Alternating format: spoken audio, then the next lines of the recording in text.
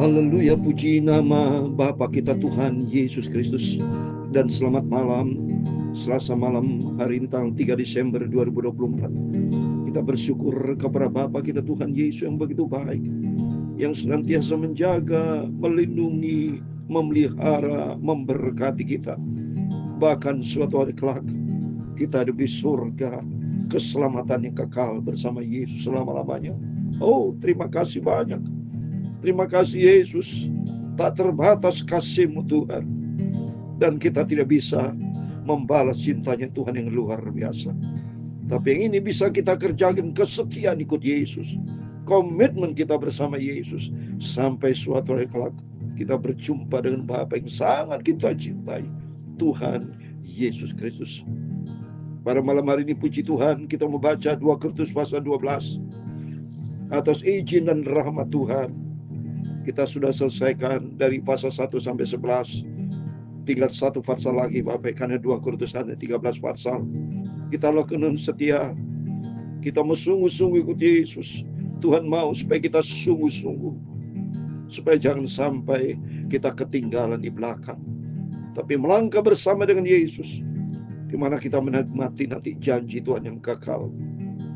Rumahku ada di dalam surga. Amin, haleluya. Kulihat bersama Yesus, kekal senang selamanya. Amin, haleluya. Kalau hatiku sedih dan susah, amin, haleluya, ku ingat rumahku di surga. Amin. Rumahku ada di dalam surga. Amin, haleluya. Di tempat suci dan mulia, begitu mulia bersama Yesus. Kalau hatiku sedih dan susah, haleluya, ku ingat rumahku di surga. Dalam firman Tuhan, dalam kitab Filipi pasal 3 ayat 20, demikian firman Tuhan, karena keluarga kita ada di dalam surga, dari situ juga kita menantikan Tuhan Yesus Kristus sebagai juru selamat yang kita cintai. Amin. Rumahku ada di dalam surga. Amin, haleluya. Kulihat suci dan mulia. Amin, haleluya. Kalau hatiku sedih dan susah, haleluya, ku ingat rumahku di surga. Amin. Ya Tuhan, punya mula kebesaran dan kejayaan. Amin, haleluya. Kehormatan, kemasyuran dan keagungan. Amin, haleluya. Ya segala-galanya ada di langit dan di bumi. Ya Tuhan, punya mula kerajaan, dan Kau yang tertinggi itu melebihi segala-galanya sebagai kepala. Amin. Sebab kekayaan dan kemuliaan berasal daripada-Mu. Amin, haleluya. Dan Engkaulah yang berkuasa atas segala-galanya. Dalam tangan-Mu lah kekuatan dan kejayaan. Dalam tangan-Mu lah kuasa membesarkan dan mengukuhkan segala-galanya. sekarang ya Allah kami di dalam nama Tuhan Yesus Kristus. Kami bersyukur kepadamu dan memuji nama-Mu yang agung itu. Aku mau setia dan taat sampai aku berjumpa Yesus di surga. Amin. Segala puji hormat bagi kemuliaan Bapa.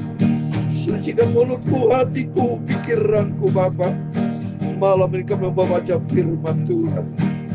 Isi hatiku dengan firman-Mu. Firman-Mu sumber kehidupan. Firman Tuhan sumber kebenaran. Sumber segala-galanya. Dalam nama Tuhan Yesus kami sudah berdoa mengucap syukur. Haleluya. Amin. Amin. Terpujilah Bapa kita Tuhan Yesus yang sangat cinta kita semua. Kalau kita dipelihara sama Tuhan, hari demi hari sampai di bulan Desember, bulan yang terakhir di tahun 2024. Bulan depan, selamat tinggal, bukan tahun 2024 lagi, 2 tahun depan. Sudah kita masuki bulan depan, tahun yang baru 2025. Biar menjadi komitmen kita sebetulnya, kita memasuki tahun baru, ada komitmen baru buat Bapak Ibu. Saat ini pikirkan komitmen apa yang harus kita laksanakan menghadapi tahun yang datang. Dan berarti pula menghadapi kedatangan Tuhan Yesus. Sebab Tuhan sudah berjanji dalam Filipi pasal 3 ayat 20. Karena kewargaan kita ada di dalam surga. Dan dari situ juga kita menantikan Tuhan Yesus Kristus sebagai juru selamat. Oh, indah. Indah bersama Yesus. Saya senang sekali memberitakan firman Tuhan.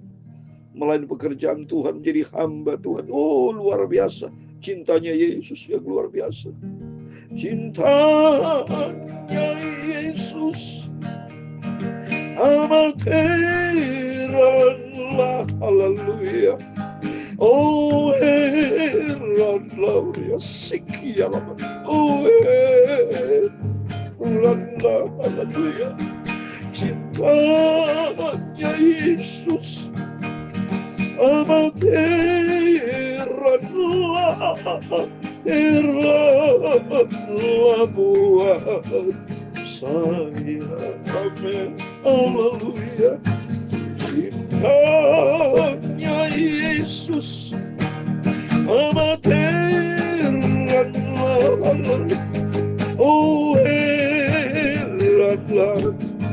Sampai kapanpun aku tidak bisa membalas cintanya Tuhan. Cintanya Engkau Bapa semua amat sempurna, amat suci. Tuhan Yesus Bapakku, Juru Selamatku. Amin. Haleluya. Aku cinta Engkau Bapa, cinta Yesus. Pakailah hidupku untuk kemuliaan-Mu. Aku berdoa Bapa, supaya banyak jiwa-jiwa percaya kepada Tuhan Yesus. Suatu hari kelak Kau datang sebagai Raja di atas segala raja. Amin. Haleluya. Cintanya Yesus amat mulia, sungguh agung, sungguh Kau sempurna. Haleluya. Cintanya Yesus amat mulia, agung, kuduslah nama-Mu, kudus, kuduslah Tuhan. Segala puji hormat bagi kemuliaan Tuhan, mulia segala makhluk. Saya merasakan hadirat Tuhan bersama kita malam hari ini. Tidak ada pribadi yang paling sempurna, indah di dalam kehidupan kita, hanya Yesus, Yesus, Yesus. Kita cinta Yesus, tempatkan Tuhan di atas segala-galanya. Amin. Haleluya. Puji nama Tuhan. Saya menangis, saya betul-betul hadirat Tuhan. Hari ini hari kita melangkah bersama Yesus. Mohon maaf. Dunia bukan tempat kita, Bapak Ibu. tapi tempat kita ada di dalam kerajaan surga. Sungguh, apa yang kita cari di dunia, kita suatu hari kelak dunia akan lenyap. Tapi bagi orang yang melakukan kehendak Allah akan hidup kekal selama-lamanya. Biar Tuhan berikan kehidupan dalam kehidupan kita. Jangan kita egois, jangan mementingkan diri sendiri, sibuk bisnis, bisa cari uang, jangan. Tuhan akan cukupkan apa menjadi kebutuhan Bapak, yang penting cukup sudah ya. Tidak usah sampai berlebih-lebih ya, nafsu-nafsu enggak karuan. Nanti ujung-ujungnya kita berdosa sama Tuhan. Yang penting terus kita mendekatkan diri kepada Tuhan. Tempatkan Tuhan di atas segala, karena Dia Maha Tahu. Apa menjadi kebutuhan Bapak, Dia Maha Tahu, Maha Tahu, Maha Tahu. Kalau Bapak Ibu hanya rencana-rencana yang muluk-muluk tapi tidak sesuai kehendak Tuhan, gagal sudah. Yang penting kehendak Tuhan, biar kehendak Tuhan jadi dalam kehidupan kita. Kehendak Tuhan terjadi kalau kita melekat dengan Tuhan, itu penting. Supaya hati kita selalu larut di dalam kasih Tuhan. Tempatkan Tuhan di atas segala-galanya, mengutamakan Tuhan di atas segala-galanya. Maka semua Tuhan akan campur tangan. Seperti dalam Matius 6 ayat 33. Carilah dahulu kerajaan Allah serta kebenarannya. Semua akan ditambahkan. Berarti prioritaskan Tuhan Yesus di atas segala-galanya. Mari kembali kepada firman Tuhan. 2 Korintus pasal 12 saya mau baca. Paulus menerima penglihatan dan penyataan. Aku harus bermegah, sekalipun memang hal itu tidak ada faedahnya. Namun demikian aku hendak memberitahukan penglihatan-penglihatan dan pernyataan-pernyataan yang kuterima dari Tuhan. Wah, dahsyat saudara ya. Jadi Rasul Paulus menyatakan bahwa mendapatkan penglihatan-penglihatan, pernyataan-pernyataan dari Tuhan. Apa itu? Mari kita baca ayat berikut. Aku tahu tentang seorang Kristen 14 tahun yang lampau, entah di dalam tubuh, aku tidak tahu. Entah di luar tubuh, aku tidak tahu. Allah yang mengetahuinya. Orang itu tiba-tiba diangkat ke tingkat ketiga dari surga. Wah, coba ini. Rasul Paulus, dia tidak terang-terangan menggambarkan siapa itu. Dia bilang orang itu, orang Kristen. Ya, yang diangkat sama Tuhan untuk ke tingkat 3 langit surga. Ya. Aku juga tahu tentang orang itu, entah di dalam tubuh, entah dalam luar tubuh. Aku tidak tahu. Allah yang mengetahui semua, sentral Tuhan Yesus. Jadi di sini kita bisa mengambil kesimpulan dalam hidup ini. Mari. Rasul Paulus selalu mengatakan Allah, Allah, Yesus yang mengetahui. Jadi sumber segala-galanya tempatkan Tuhan. Kita hidup ini datang dari Tuhan. Jangan khawatir, saudara, jangan pikirkan hal yang lain-lain. Selain hanya pikirkan Tuhan Yesus. Nanti yang lain dalam bisnis, dalam pekerjaan. Kalau kita menomorsatukan Tuhan, Tuhan akan atur semuanya. Karena Dia Maha tahu, Bapak Ibu. Bapak Ibu saudara semua bersama saya diciptakan oleh Tuhan. Jadi sebelum diciptakan Tuhan, tentu Tuhan punya rencana. Dia tahu persis entah kita bagaimana. Dia tahu persis. Yang penting kita mau berada di dalam jalur Tuhan. Kalau kita sudah dipanggil pilih sama Tuhan, mengenal kebenaran Tuhan, mengenalkan firman Allah, berarti Tuhan izinkan supaya berarti kita semakin dewasa. Orang dewasa itu kalau sudah mengerti, memahami, ikuti jalan. Supaya jangan sampai kita menyimpang. Kalau kita sudah pahamkan kebenaran, kita harus berjalan kebenaran. Jangan menyimpang. Kalau menyimpang berarti salah kita. Kalau kita sudah tentang Yesus Kristus, mari kita tempatkan Tuhan. Seperti Rasul Paulus, Allah mengetahuinya, semalam mengetahuinya. Ia tiba-tiba diangkat ke Firdaus dan ia mendengar kata-kata yang tak terkatakan, yang tidak boleh diucapkan manusia. Oh, haleluya. Ada kata surga, ada kata Firdaus, saudara. Surga tempat tata Allah kalau kita lihat, saudara. Firdaus, kalau kita lihat di dalam Firdaus ada pohon kehidupan. Kalau kita buka di dalam Wahyu, oh, puji Tuhan, saudara. Kita bersuka cita di dalam nama Tuhan Yesus. Wahyu pasal 27 disebut tentang Firdaus, saudara. Firdaus. Karena Rasul Paulus bicara Firdaus. Siapa yang bertelinga hendaklah ia mendengar apa yang dikatakan Roh kepada jemaat-jemaat. Barang siapa menang, dia akan kuberi makan dari pohon kehidupan yang ada di taman Firdaus Allah. Oh, haleluya, puji Tuhan. Suatu hari kelak saya bersama Bapak Ibu saudara semua yang cinta Yesus, yang ikut Yesus, yang hidup di dalam kebenaran firman Tuhan, janji Tuhan. Tuhan akan angkat kita ke Firdaus, tempat kediaman Tuhan di dalam pohon kehidupan. Firdaus, surga. Wah, janji Tuhan dalam Yohanes 14 ayat 1, 2, dan 3. Di surga, di rumah Bapakku banyak tempat, ada Firdaus, ada surga, ada Yerusalem baru. Kita anak Yesus kan, anak yang sayang sama Tuhan. Berarti kalau anak mau memiliki hak untuk mewarisi apa yang Tuhan miliki. Firdaus kalau kita lihat juga ada di dalam Lukas pasal 23 saudara. Pada waktu seorang penyamun yang dia mengaku Yesus dan bertobat. Lukas 23:43 dikatakan, kata Yesus kepadanya, aku berkata kepadamu, sesungguhnya hari juga engkau akan ada bersama-sama aku di dalam Firdaus. Amin, puji Tuhan. Orang penyamun yang bertobat saja diangkat sama Tuhan ke Firdaus. Apalagi kita semua yang cinta sama Tuhan yang setia. Saya yakin di dalam nama Tuhan Yesus Kristus, kita semua ikut di dalam firman Tuhan. Ikut Yesus sampai selama-lamanya dengan setia. Kita cinta dan taat, hidup di dalam kebenaran, dalam kerendahan hati, di dalam kekudusan. Pasti yakin kita dengan iman melangkah. Di dalam Yesuslah kepastian. Melangkah bersama masuk ke Firdaus. Oh, puji Tuhan. Firdaus nanti ditujukan ke surga Firdaus. Terus berikutnya saudara. Atas orang itu aku hendak bermegah. Tapi atas diriku sendiri aku tidak akan bermegah. Selain atas kelemahan-kelemahanku. Sebab kiranya aku hendak bermegah juga. Aku bukan orang bodoh lagi. Karena aku mengatakan kebenaran. Tapi kebenaran diriku, supaya jangan ada orang menghitungkan kepadaku lebih daripada yang mereka lihat padaku, atau mereka dengar daripadaku.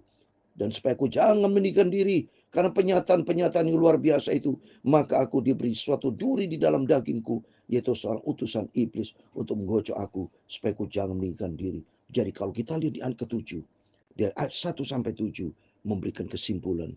Saya yakin saya punya pandangan pribadi, banyak hamba Tuhan juga sama, memiliki suatu pandangan dari ayat ini saudara, bahwa yang dikatakan ada seorang yang punya pengalaman, ya, namanya orang Kristen, ya. Aku tahu tentang seorang Kristen 14 tahun yang lalu. Aku tidak tahu, entah di luar tubuh, aku tidak tahu, Allah yang mengetahuinya. Orang itu tiba-tiba diangkat ke tingkat yang ketiga dari surga. Siapa ini? Kemungkinan besar Rasul Paulus sendiri saudara, punya pengalaman. Jadi kalau tidak mungkin dia bisa tahu persis saudara. Karena kalau ini tahu persis punya pengalaman pribadi. Setiap kita kan punya pengalaman pribadi. Kalau punya pengalaman pribadi, baru orang itu bisa menciptakan keadaan yang sebenarnya. Karena dia punya pengalaman. Maka dikatakan Rasul Paulus tidak bisa mendengar diri. Berarti dia punya pengalaman pribadi. Kalau punya pengalaman pribadi, jelas dia berkata, dan supaya aku jangan meninggikan diri karena penyataan-penyataan yang luar biasa itu. Jadi punya pengalaman pribadi. Dan duri dalam daging, kemungkinan besar, apa saudara, ada di sana kata duri, kemungkinan besar Rasul Paulus ini, karena banyak mengalami siksaan, banyak mengalami penderitaan, kemungkinan besar cacat mungkin ya, ini pandangan saya pribadi, ya.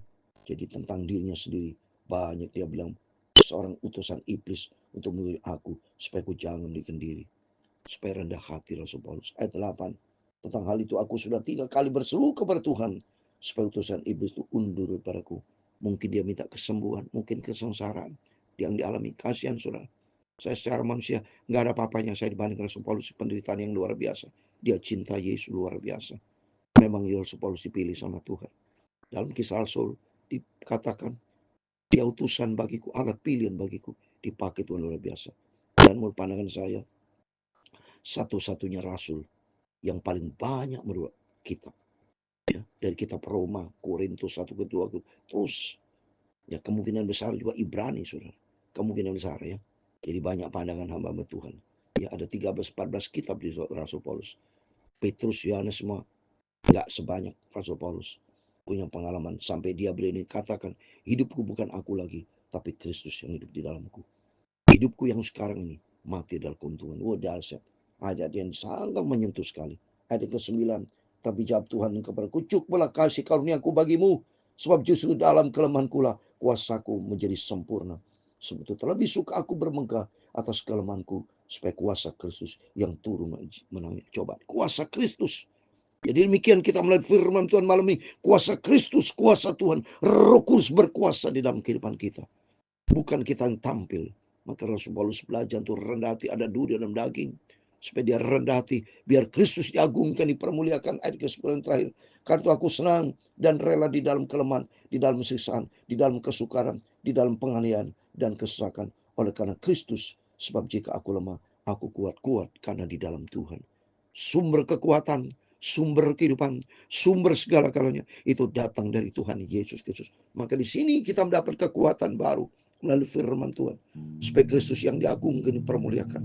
Suatu hari kelak, kalau kita tempatkan Tuhan di atas segala-galanya, berundingkan Kristus menjadi yang utama di dalam kehidupan kita. maka suatu hari janji Kristus, janji Tuhan kita alami, itu kita ada di Firdaus, kita ada dalam kerajaan surga, Yerusalem baru, tempatnya di mana Tuhan Yesus yang sudah sediakan. Rumahku ada di dalam surga, amin, haleluya, di tempat suci dan mulia, amin, haleluya.